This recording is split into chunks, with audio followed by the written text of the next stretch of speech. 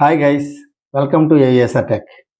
ఈరోజు ఛానల్లో టాపిక్ ఏంటంటే మనం ఓవరాల్ ద ఎలక్ట్రికల్ మోటార్, ఏదైనా ఒక ఇండక్షన్ మోటార్ని మనం ఓవరాల్ చేయాలనుకుంటున్నాం. ఇది మెరీన్లో అయితే ప్రిన్సిపల్స్ ఎలాగుంటాయి, అదే ఇండస్ట్రీలో అయినా సరే సేమ్ ప్రిన్సిపల్స్ ఎలాగుంటాయి ఏంటనేది మనం ఈ వీడియోలో చెప్పుకుందాం. Okay guys, first of all మనం ఒక మోటార్ని ఓవరాల్ చేయాలనుకున్నప్పుడు మెరీన్లో కానీ ఇండస్ట్రీలో కానీ first of all step by step, అంటే ఏదైనా ఒక ఇంటర్వ్యూలో మీకు ఉపయోగపడతాయి ఇవన్నీ. ఏంటంటే ఫస్ట్ ఆఫ్ ఆల్ మీరు పర్మిషన్ తీసుకోవాలి.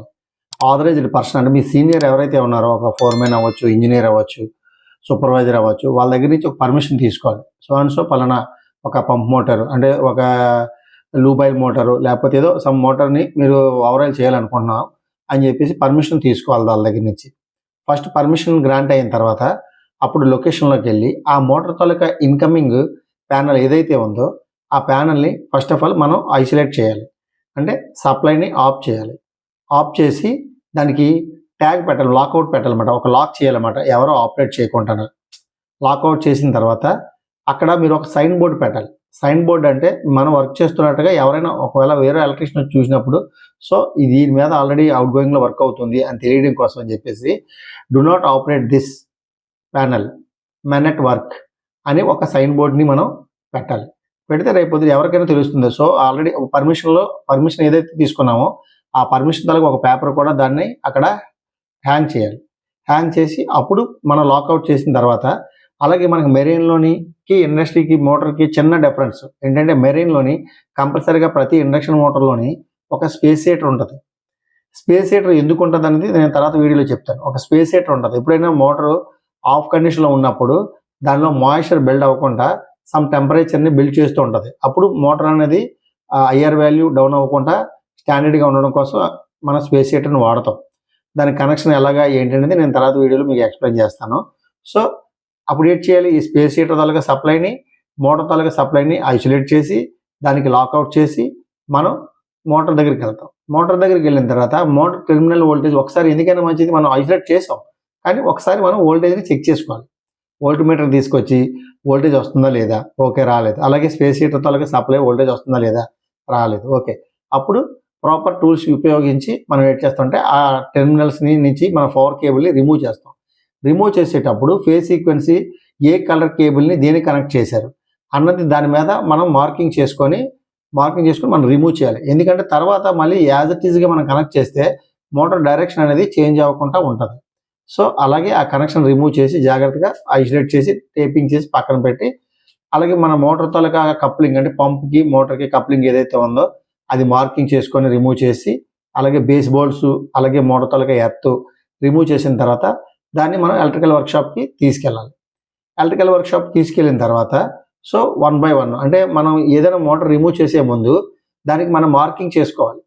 డ్రైవ్ అండ్ కప్ ఇది ఎటు సైడ్ ఉన్నది, ఎండ్ సైడ్ కప్ ఎటు ఉన్నది, drive and non drive and రెండు ఉంటాయి. డ్రైవ్ అండ్ అంటే పుల్ ఈ సైడ్ ఉన్నదాన్ని డ్రైవ్ అండ్ అంటాం, బ్యాక్ సైడ్ మన ఫ్యాన్ కవర్ ఉన్నదేమో నాన్ డ్రైవ్ అండ్ అంటాం.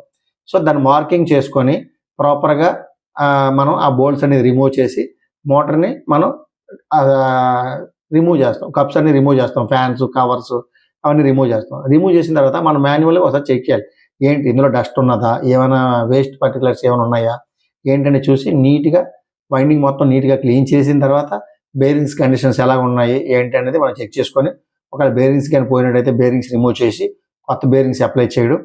యాక్చువల్గా ఇండస్ట్రీలో ఎక్కువ ఏంటంటే ఇండక్షన్ హీటర్ ఉంటుంది. ఇండక్షన్ హీటర్ తోటి మనం బేరింగ్స్ అనేది ఫిక్స్ చేయడం జరుగుతుంది. మనం బయట పెట్టినట్టు పైపు హ్యామర్ పెట్టి కొట్టేయడం కాకుండా బేరింగ్ లైఫ్ తగ్గిపోకుండా ఇండక్షన్ హీటర్ యూజ్ చేసి సో బేరింగ్స్ అనేది అప్లై చేయాలి. అలాగే ప్రాపర్గా ప్రతి పార్ట్ కప్స్ ఏంటి, కవర్స్ ఏంటి ప్రాపర్ నీట్గా క్లీన్ చేసి వైండింగ్ కూడా ఒకసారి క్లీన్ చేసిన తర్వాత ఒకసారి దాని ఐఆర్ వాల్యూ చెక్ చేయాలి. ఐఆర్ వాల్యూ అనేది డిపెండ్ ఆన్ మెగ్గర్ యూజ్ చేసి మనం ఐఆర్ వాల్యూ చెక్ చేస్తాం. అలాగే కంటిన్యూటీ మీటర్తో కంటిన్యూటీ చెక్ చేస్తాం.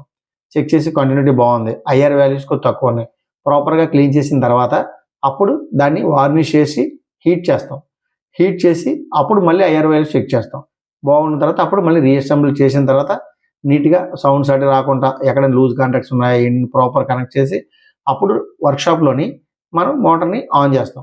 ఆన్ చేసేటప్పుడు నో లోడ్లో ఆన్ చేసినప్పుడు ఎంత కరెంట్ తీసుకుంటుంది, యాక్చువల్గా ఫుల్ లోడ్ కరెంట్ ఎంత ఉందో అందులో 25% మీకు నో లోడ్లో తీసుకుంటుంది. ఫర్ ఎగ్జాంపుల్ 10 amps ఉంది మోటార్ తలకి ఫుల్ లోడ్, 25% అంటే ఎంత, nearly 2.5 or 3 depend on voltage కొద్దిగా డ్రాప్ అయింది అనుకోండి 3 యాంప్స్ తీసుకుంటారు, లేకపోతే 2.5 యాంప్స్ తీసుకుంటారు.